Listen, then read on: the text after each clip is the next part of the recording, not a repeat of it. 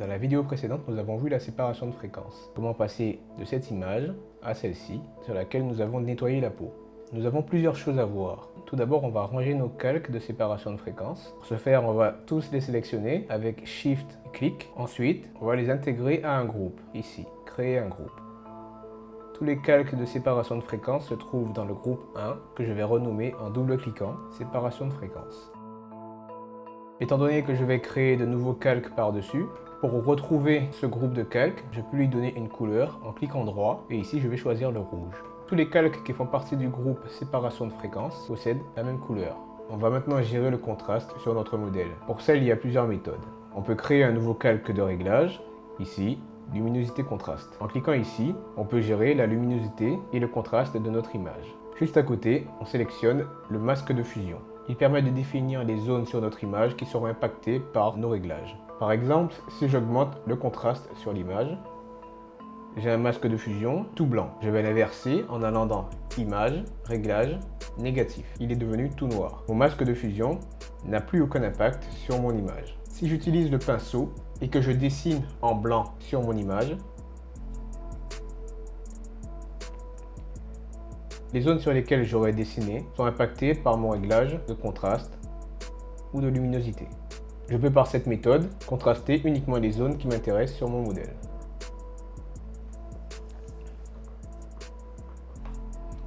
On a donc le avant, après, et je peux, si je le souhaite, réajuster mes réglages au besoin, ou l'opacité de ce calque de réglage. On va essayer une autre méthode. Je fais disparaître ce calque de réglage, ou je peux même le supprimer.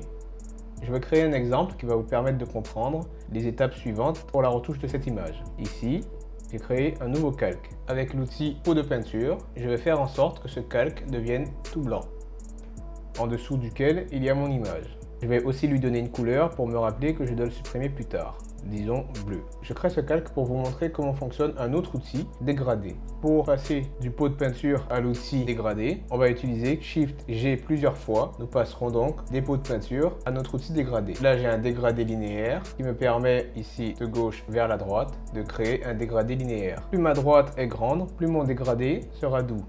Plus la droite est petite, plus le dégradé sera dur. Je supprime ce nouveau calque en le glissant vers la corbeille ici. Je vais maintenant créer deux calques de réglage courbes. Ici, courbe. Et un deuxième ici. Je vais appeler le premier haute lumière. Et le second ombre. Dans ces calques de réglage courbes, on a l'histogramme de notre photo. Je peux augmenter l'exposition ou la diminuer. Je vais donc, dans mes hautes lumières, augmenter l'exposition. Je vais dans les ombres et réduire l'exposition à valeur équivalente. Maintenant, je vais faire disparaître ces calques de réglage via leur masque de fusion en allant dans Image, Réglage, Négatif ou en utilisant le raccourci Commande ou Ctrl I, ici et ici. Je vais intégrer ces deux calques de réglage à un groupe que j'appelle Correction d'exposition. Je lui donne la couleur orange. Dans mon groupe, j'ai donc mes deux calques de réglage courbes qui me permettront de gérer manuellement l'exposition sur mon modèle. Nous avons sur le modèle des zones de haute lumière et des zones d'ombre que nous pourrons amplifier. En cliquant sur le masque de fusion du calque de réglage haute lumière, je peux sélectionner mon outil lasso et lui donner un contour progressif de 50 pixels. Je sélectionne la zone souhaitée à main levée. Elle a un contour progressif de 50 pixels. J'utilise mon outil dégradé avec la couleur blanche. Les hautes lumières venant du haut, je crée un dégradé du haut vers le bas qui traverse ma sélection. Je peux désélectionner ma zone avec sélection, désélectionner en utilisant le raccourci CTRL ou commande D.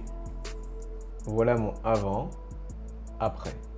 Je peux répéter cette manœuvre sur toutes les zones souhaitées.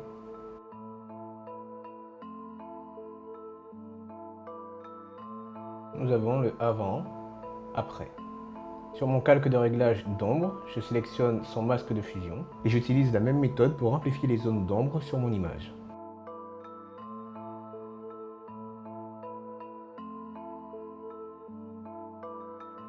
Nous pouvons désormais voir le avant, après et poursuivre nos ajustements jusqu'à avoir l'image souhaitée. Nous pouvons aussi gérer l'opacité de chaque calque de réglage ou l'opacité de tout le groupe.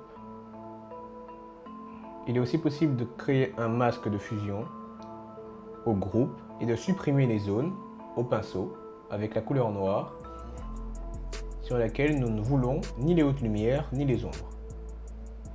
Dans la prochaine vidéo, on verra comment optimiser ou perfectionner la texture de la peau.